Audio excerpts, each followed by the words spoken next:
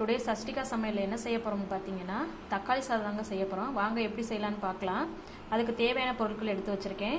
ஒரு பெரிய வெங்காயத்தை சின்ன சின்னமாக நறுக்கி எடுத்து வச்சுருக்கேன். 2 பச்சை மிளகாயை கீறி வச்சுருக்கேன். 3 தக்காளி நல்ல பழுத்த தக்காளியை பார்த்து நறுக்கி வச்சுருக்கேன். இஞ்சி பூண்டு பேஸ்ட் அடித்து வச்சுருக்கேன். 1 கொத்து கருவேப்பிலை எடுத்து வச்சுருக்கேன் ஃப்ரெண்ட்ஸ். 1 கைப்பிடி அளவு கொத்தமல்லி எடுத்து வச்சுருக்கேன் ஃப்ரெண்ட்ஸ். வாங்க எப்படி செய்யலான்னு பார்த்துடலாம். இப்போ கடாயை நல்லா காய வச்சுக்கலாம். இப்போ 2 டேபிள் ஸ்பூன் ஆயில் விட்டுக்கலாம். இப்போ இது கூடவே பார்த்தீங்கன்னா 1 டேபிள் ஸ்பூன் நெய் ஆட் பண்ணிக்கலாம். இப்போ எண்ணெய் சூடானதும் இது கூட பார்த்தீங்கன்னா பச்சை மிளகாய் ஆட் பண்ணிக்கலாம். இது கூடவே பார்த்தீங்கன்னா பொடி பொடியாக நறுக்கி வச்சுருக்க பெரிய வெங்காயத்தை ஆட் பண்ணிக்கலாம். இப்போ வெங்காயம் நல்லா வதங்கட்டும், கிளறி விட்டுக்கலாம் ஃப்ரெண்ட்ஸ்.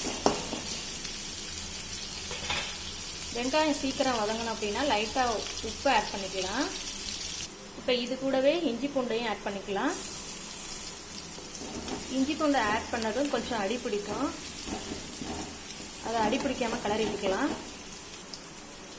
இப்போ வெங்காயம் வதங்கிடுச்சு ஃப்ரெண்ட்ஸ். இப்போ இது கூடவே எடுத்து வச்சுருக்க கருவேப்பிலை கொத்தமல்லியும் ஆட் பண்ணிக்கலாம். இப்போ பார்த்தீங்கன்னா இது கூட மசாலா பொருட்கள்லாம் ஆட் பண்ணிக்கலாம் ஃப்ரெண்ட்ஸ். இப்போ மஞ்சத்தூள் 1 டீஸ்பூன் ஆட் பண்ணிக்கலாம். மிளகாய்த்தூள் 1 டேபிள் ஸ்பூன் ஆட் பண்ணிக்கலாம். இது கூடவே பார்த்தீங்கன்னா கரம் மசாலாவும் ஆட் பண்ணிக்கலாம் ஃப்ரெண்ட்ஸ். இப்போ இதில் தேவையான அளவு உப்பு ஆட் பண்ணிக்கலாம் ஃப்ரெண்ட்ஸ். 3 தக்காளி எடுத்து நறுக்கி வச்சுருக்கோம் ஃப்ரெண்ட்ஸ், இதையும் ஆட் பண்ணிக்கலாம்.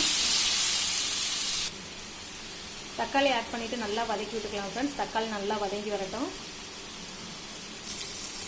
இப்போ தக்காளி நல்லா வதங்கி வந்துடுச்சு ஃப்ரெண்ட்ஸ். இப்போ அடுப்பை ஆஃப் பண்ணிக்கலாம். ஆஃப் பண்ணிவிட்டு இதை தனியாக எடுத்து வச்சுக்கலாம் ஃப்ரெண்ட்ஸ்.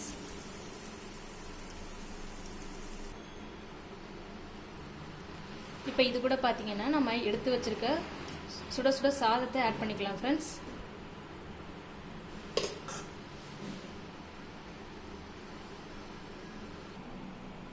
இதை நல்லா கிளறி விட்டுக்கலாம் ஃப்ரெண்ட்ஸ்.